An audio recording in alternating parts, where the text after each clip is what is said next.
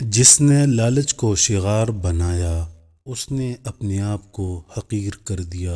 جس نے اپنی بدحالی کا پردہ کھولا وہ اپنی خوشی سے ذلیل ہوا، اور جس نے زبان کو اپنا فرمانبردار بنایا اس نے دل کی حکومت کو کمزور کر دیا۔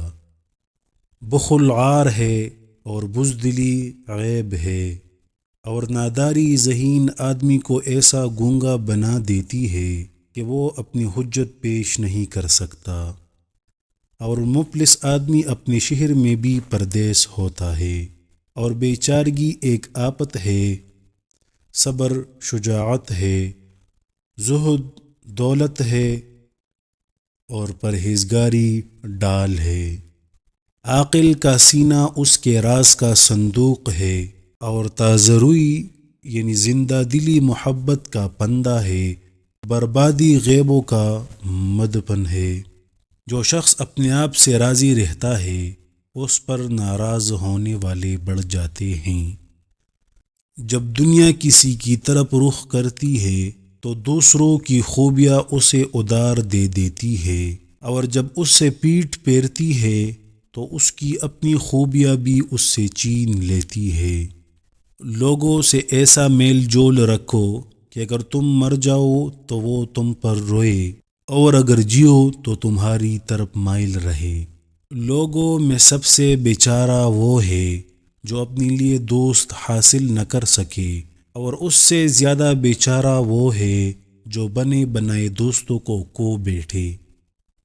جس کی رفتار کو عمل نے سست کر دیا ہو، نسب اس کی رفتار کو تیز نہیں کر سکتا۔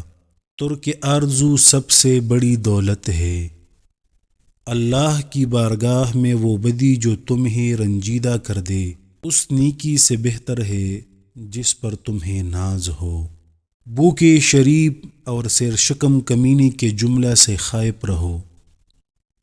آج عمل ہوگا حساب نہیں ہوگا، کل حساب ہوگا عمل نہیں ہوگا۔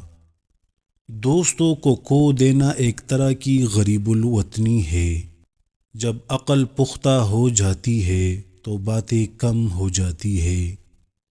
جب مسائل کے صحیح یا غلط ہونے میں شک ہو جائے تو ہر مسئلہ کے انجام کا اس کے آغاز پر اعتبار کیا جائے گا۔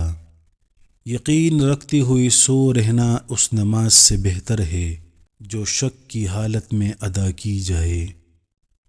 لوگوں، ایک زمانہ آئے گا جس میں چغل خور کے سوا کوئی مقرب سلطان نہ ہوگا، اور بدکار کے سوا کوئی عالی ظرف نہ ہوگا، اور انصاف پرور کے سوا کسی کو کمزور نہیں سمجھا جائے گا۔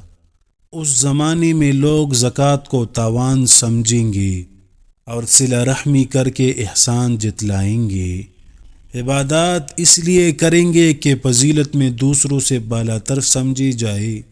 چنانچہ جب وہ زمانہ آئے گا تو حکومت عورتوں کے مشورے، لڑکوں کی امارت اور ہجڑوں کے بل بوتے پر ہوگی۔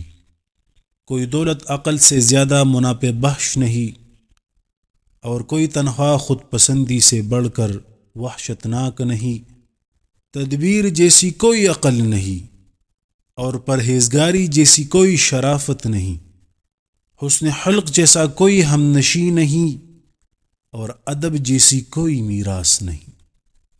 جب زمانہ اور اہل زمانہ پر امن کی فرمانروائی ہو، اور کوئی کسی ایسے شخص سے بدگمانی رکھے جس کا رسوا کن فعل منظر عام پر نہ آیا ہو، تو یقین کر لو کہ اس نے ظلم کیا۔ اور جب زمانہ اور اہل زمانہ پر بدامنی کا غلبہ ہو، اور کوئی شخص دوسرے شخص سے حسن ظن رکھے، تو سمجھ لو کہ وہ خود فریبی کا شکار ہے۔ دنیا کی مثال سانپ کی سی ہے، جسے چھوئے تو نرم لگتا ہے مگر اس کے اندر زہر قاتل ہوتا ہے۔ فریب خوردہ جاہل اس کا گرویدہ ہو جاتا ہے، لیکن ہوش مند عاقل اس سے بچ کر رہتا ہے۔ یہ دونوں عمل ایک دوسرے سے کتنی دور ہیں۔ ایک وہ عمل جس کی لذت آ کر چلی جائے مگر اس کا وبال باقی رہ جائے، دوسرا وہ عمل جس کی مشقت یاد بھی نہ رہے مگر اس کا اجر باقی رہے۔